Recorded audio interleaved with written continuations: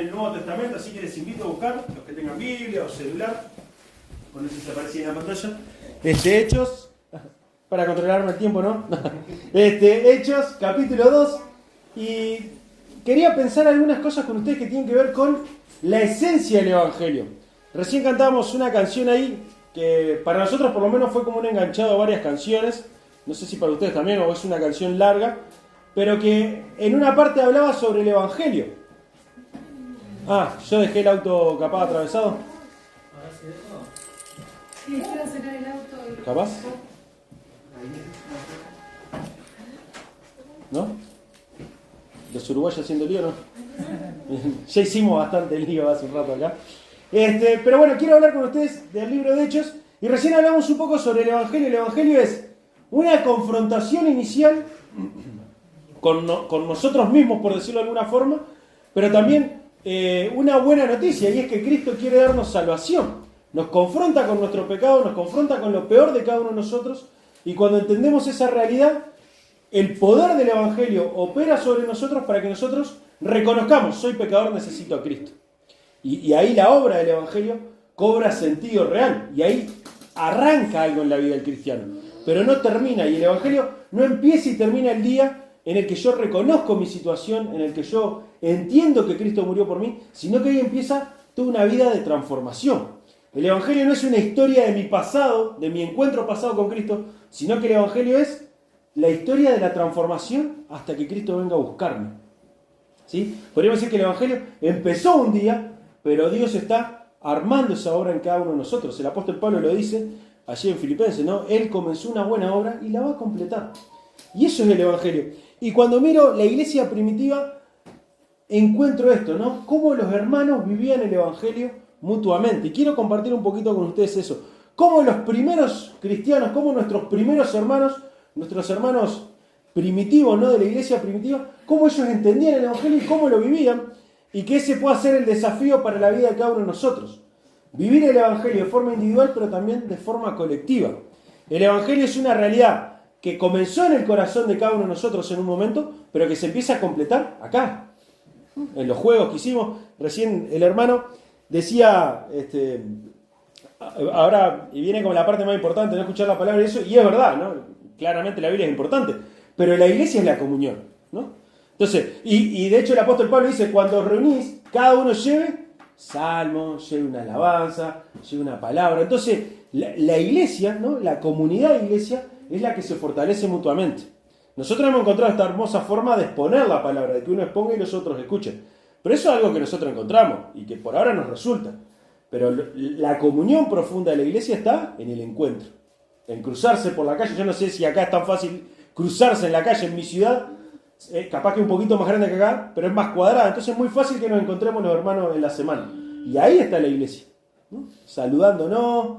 Nosotros allá somos muy de gritarnos cuando nos vemos en la calle. Dice, bueno, así nos comunicamos y nos entendemos. Una cosa maravillosa. Pero ahí está la iglesia. Y ahí está el encuentro. Y el domingo, el jueves o el sábado, el día que nos juntemos, venimos y agarramos fuerza. Como dice también en Hebreos, dice, no dejando de congregarse como algunos tienen por costumbre, sino al contrario, la idea es juntarnos a estimularnos al amor y a las buenas obras. Y eso es el Evangelio. Me encontré con Cristo para ser parte de una familia. Y eso los primeros hermanos nuestros lo habían entendido muy bien y lo estaban viviendo. Y en Hechos 2, podríamos mirar estos primeros capítulos de Hechos y encontraríamos muchas veces una frase que es unánimes, juntos, unidos, ¿no? Esta frase se repite, ustedes la van a ver, los que ya han leído este libro que nos relata el inicio de la iglesia, van a ver eso, ¿no? Unánimes, unidos, juntos, en un mismo lugar. Pero lo más importante de esto es que el unánime y el juntos son como dos palabras que se complementan, que tienen que ver con estar en el mismo lugar, pero estar en un mismo espíritu, estar en una misma sintonía.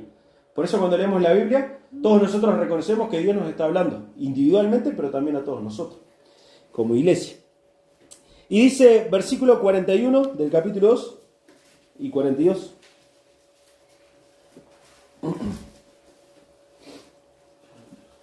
Hechos 2, 41 y 42. Así que los que recibieron su palabra fueron bautizados y se añadieron aquel día como 3.000 personas. Y perseveraban en la doctrina de los apóstoles, en la comunión unos con otros, en el partimiento del pan y en las oraciones. Esto pasaba ahí en la iglesia, ¿no? Se juntaron, escuchaban el Evangelio y los que creían eran bautizados. Yo no sé acá cómo practicarán el bautismo, pero no sé si en el lago irán ahí a bautizarse. Hay que ser guapo para bautizarse. Pero ahí las personas creían, entendían el Evangelio y rápidamente la confirmación de que era real lo que habían creído era el bautismo. Nosotros, por lo menos en mi iglesia, cuando alguien cree en el Evangelio y dice me quiero bautizar, empezamos como una serie de cursos, de charlas, de discipulado. Pero la realidad acá es que el Evangelio nos enseña esto, ¿no? Si has creído, como el etíope le dice, el eunuco etíope le dice a Felipe, ¿no? Creo, ¿quién impide que sea bautizado? Y ahí bajaron y lo bautizó y ya está. Y pensaba, esa gente con esa convicción se reunía y se juntaba. Y quiero que pensemos en esto, ¿no? Las personas que han creído lo mismo se juntan pero con un objetivo. Y el primer objetivo de este gran objetivo, o subobjetivo podríamos decir, es que perseveraban en la doctrina de los apóstoles. Ellos en este momento no tenían, como nosotros hoy, la Biblia en nuestras manos. Ellos lo que todavía estaban recibiendo eran las enseñanzas del Señor Jesucristo a través de los apóstoles. Entonces se juntaban a escuchar esas enseñanzas. Y me encanta esto porque ellos naturalmente se juntaban. Ellos naturalmente se encontraban para escuchar a ver qué era lo que Dios les quería decir, ¿no? Y esta idea de que perseveraban en la doctrina de los apóstoles quiere decir que tenían afán de conocer más. Cuando alguien persevera en algo, no sé a quiénes les ha tocado acá enamorar a su enamorada o a su enamorado, no sé cómo será acá, pero ¿a cuánto les ha tocado decir, me gusta esta persona, no sé acá los esposos, me gusta fulana y la quiero conquistar? Y entonces uno persevera, uno va haciendo un trabajo de hormiga, a veces cuando uno es más joven se hace ver, ¿no? Ahora ya uno andar sin remera no genera nada, pero capaz que cuando era más joven sí, y ahí uno anda, ¿no? Tratando de llamar la atención. A mí me pasaba con Andrea, nos conocimos, gracias a Dios, ¿no? Ya siendo los dos cristianos. Y en los campamentos ahí yo trataba a veces de impresionarlo un poco. A ver si me miraba. Recuerdo un día invitarla a una noche que se hacía especial ahí en el campamento. Y uno persevera, ¿no? Hay un dicho que dice persevera y triunfará, ¿no? Los hermanos acá perseveraban en la doctrina de los apóstoles. Lo que los motivaba muchas veces a estar juntos era escuchar más del Evangelio. Era escuchar hablar más de Dios. Yo no sé qué motiva a esta iglesia local acá en Villa Langostura. Pero el gran llamado es a que lo que nos motiva a juntarnos sea escuchar hablar más de Dios. Y ahí hay como dos grandes patitas, podríamos decir. Por un lado puede ser esto de estar todos sentados escuchando a alguien, pero como decía al principio, también cada uno de nosotros tiene que edificar al otro. Ustedes saben que los dones a la iglesia fueron dados para edificación mutua. O sea, no es que hay un pastor o un anciano o alguien que edifica a la congregación. La edificación de la iglesia es mutua, es continua, es cotidiana. Por eso somos todos hermanos, por eso somos un reinado de sacerdotes, dice el apóstol Pedro, ¿no? Reyes y sacerdotes. Todos nosotros tenemos conexión con Dios y todos nosotros tenemos dones, tenemos capacidades, tenemos talentos para bendecir a nuestros hermanos. Y perseverar en la doctrina es enseñar lo que hemos aprendido. Cada uno de nosotros. Juntarnos a aprender más. Y me encantaba eso, ¿no? De los juegos. Sobre todo lo que me gustó fue que ganamos los varones, pero independientemente de eso, me gustaba esa idea de divertirnos de una forma sana. Divertirnos de una forma en la que podamos realmente gozarnos en la unidad. Y eso también es perseverar en la doctrina de los apóstoles. Es ser una iglesia que se reúne a disfrutarse mutuamente. Y los hermanos acá se juntaban y perseveraban en la doctrina, querían saber más. A veces cuando recién nos convertimos o nos entregamos a Cristo o empezamos a pensar en el Evangelio, tenemos un afán muy fuerte por conocer más de la Biblia. Y después puede llegar a pasar el tiempo y eso va quedando como en desuso. Y me puedo convertir quizás en un cristiano que va a las reuniones, que anda en la vuelta, que quizás está en algún ministerio, pero no está ese afán de conocer más a Dios, de leer más mi Biblia, de compartir más lo que leo con otros. A mí me enriquece muchísimo, y estoy seguro que esto es la naturaleza pura del ser humano, nos enriquece muchísimo el encontrarnos con otros y charlar las cosas que nos interesan. Cada uno de nosotros, a mí, me acuerdo en facultad me pasaba, había materias que sí o sí me tenía que juntar con los que sabían más, porque era ahí donde yo podía aprender un poco más. ¿No? En esas materias que más me costaba, yo ahí me tenía que juntar con compañeros que sabían mucho más. Y nosotros en la vida cristiana tenemos que juntarnos con hermanos que saben más que nosotros. A mí, yo tengo el privilegio, ¿no? En mi iglesia, la iglesia del Señor Jesucristo, allá donde yo me reúno en Mercedes, hay un grupo de ancianos. Y yo soy el más joven de ese grupo. Y eso a mí me ha nutrido muchísimo, ¿no? Estar ahí hablando con los veteranos, ahora con un veterano específicamente, con Roberto, y nutrirme de él y escucharlo y poder pasar tiempo, a veces discutir un rato. Ya habrán visto que los uruguayos somos muy efervescentes. Eso a nosotros realmente nos alimenta.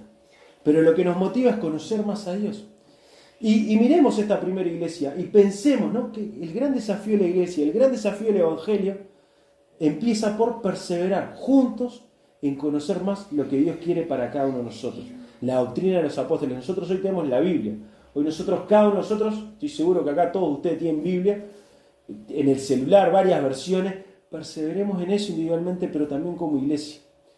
Deseemos juntarnos a conocer más de lo que Dios quiere. Después dice, en la comunión unos con otros.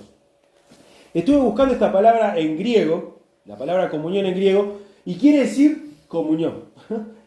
No hay más vuelta que juntarse. Eso es así. Y hay algo que es muy importante cuando nos juntamos, y es que tenemos que ser muy transparentes entre nosotros.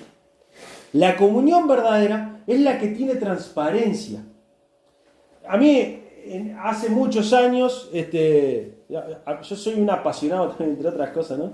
Me gusta mucho la política, ¿no? Y hace muchos años estuve un poco involucrado en algunas cuestiones, y algo que a mí no sé si la palabra es me asqueó, pero algo que me hizo rechazar un poco eso era cómo uno tenía que cuidar mucho lo que decía.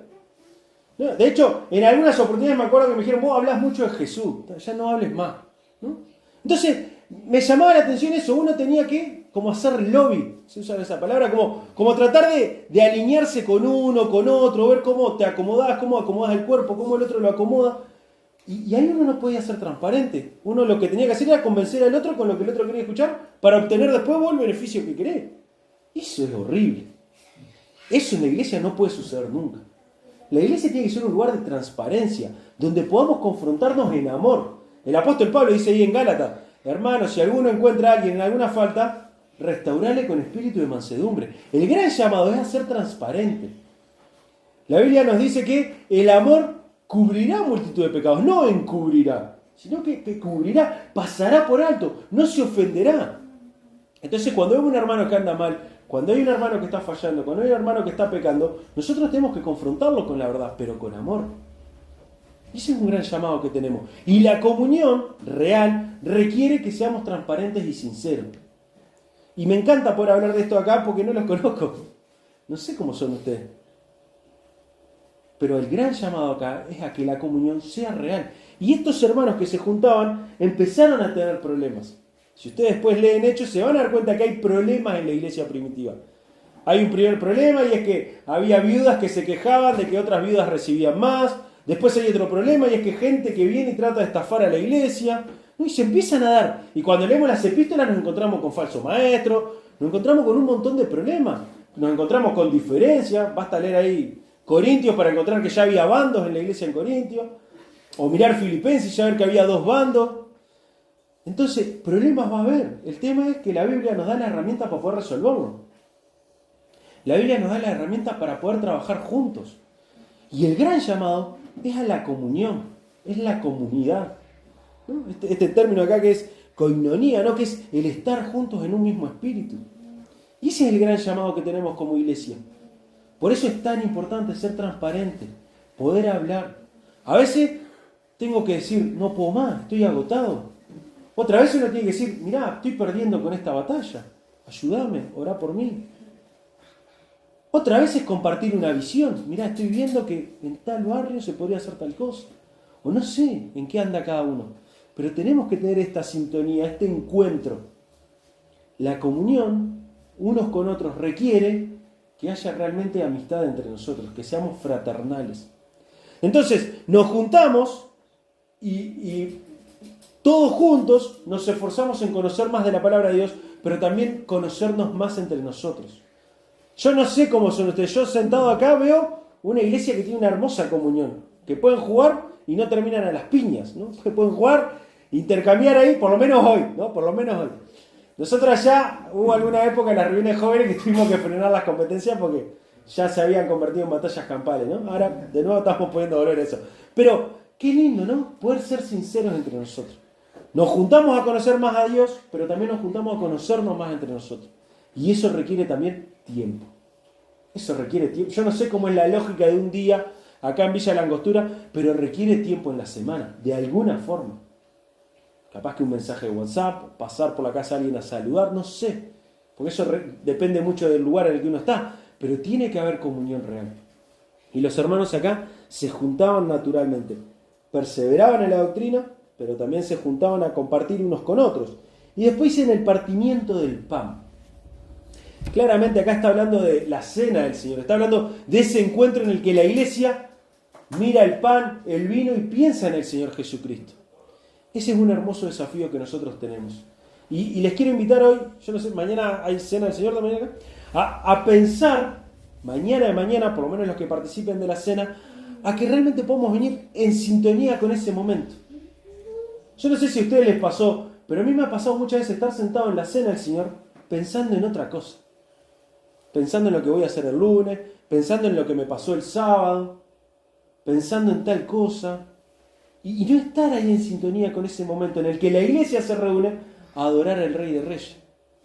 A adorar juntos como cuerpo al que lo dio todo por nosotros. Entonces que mañana cuando estemos partiendo el pan, cuando estemos tomando el vino, que estemos realmente pensando en lo que estamos haciendo ahí todos juntos. ¿Saben que ahí cuando el apóstol Pablo habla del partimiento del pan, usa como esa idea del cuerpo de Cristo y está hablando de la iglesia? Entonces, el pan que partimos es la iglesia también. Entonces tenemos que poder participar en comunión unos con otros. Porque si no estamos rompiendo en cierto sentido el cuerpo de Cristo y estamos participando indignamente. Por eso es muy importante considerar realmente lo que estamos haciendo ahí. Y estos hermanos se juntaban y disfrutaban de este momento. El partimiento del pan. Que el partimiento del pan no sea una rutina, no sea un ritual. Que sea realmente una reunión sentida en la que la iglesia se reúne a adorar a Cristo por lo que Cristo hizo por nosotros. Y si aún no has entendido lo que Cristo hizo por vos, que esta sea una noche distinta, que esta sea la oportunidad de entender realmente que Cristo vino a este mundo a darte salvación. Él muere en la cruz, Él derrama su sangre, Él sufre para darnos salvación. Y para esto a veces hay que volverse un poco más como niños. Yo recuerdo estar mirando, en Semana Santa nos pusimos a mirar varias películas que hay sobre Jesús, ¿no? Y no pasó una en la que yo no lloré, ¿no? O sea, te pones a mirar eso y te confronta. Y hay otro integrante de mi casa, no voy a decir ahora su nombre, es varón, que también la miraba y se ponía a llorar. Yo decía, esa es la sensibilidad de un niño. Jesús dice, hay que ser como niño para comprender realmente el Evangelio. Tenemos que realmente como llegar a ese estado de abrir nuestro corazón para comprender el Evangelio. Entonces la cena del Señor no puede pasar desapercibida por nuestra vida. Si yo estoy entendiendo realmente lo que estoy haciendo ahí, si yo estoy comprendiendo lo que significa ese pan y ese vino, yo no puedo entrar y salir de la misma forma. Algo tiene que suceder. Es una hermosa oportunidad para venir a adorar a Cristo entendiendo lo que Él hizo por mí. Y como decía recién, si no lo entendiste, que esta noche pueda ser una noche de confrontación. Dios te confronta para decirte, te amo, a pesar de lo que sos, a pesar de lo que hiciste, vos te amo, a vos te amo.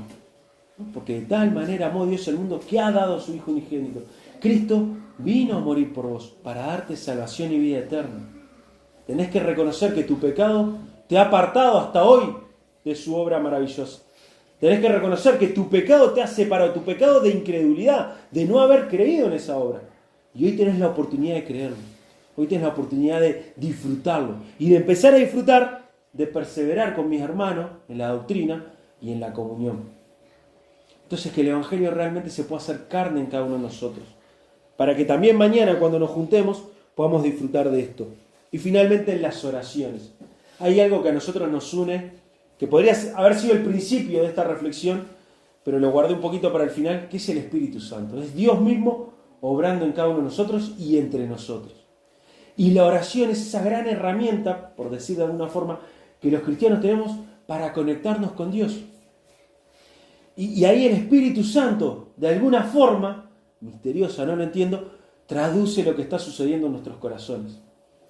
Y podemos realmente entender que Dios está obrando en nosotros y tener la plena certeza de que Dios nos está escuchando gracias al poder de Dios mismo habitando en nosotros, el Espíritu Santo. Jesús lo dijo, ¿es necesario que yo me vaya? Creo que Ale, hoy leí algo de eso en la reunión que tuvimos hace un rato, ¿no? Es necesario que yo me vaya para que venga el Espíritu Santo y les haga recordar todo lo que enseñé y les enseñe todas las cosas. Y la oración es esa hermosa herramienta espiritual que tenemos los hermanos para unirnos también en motivo que nos convoca, para orar los unos por los otros, para compartir lo que nos está sucediendo, para compartir lo que pasa en otro lado, de nuevo para compartir proyectos que tenemos. Nada más lindo que estar orando los unos por los otros. Estos hermanos primitivos, por decirlo de alguna forma, habían entendido que el cristianismo era algo mucho más grande. Que el cristianismo no era algo donde yo solo puedo con el mundo. El cristianismo requería de la comunión. Y la comunión lo llevaba a conocer más a Dios. La comunión lo llevaba a adorar a Cristo.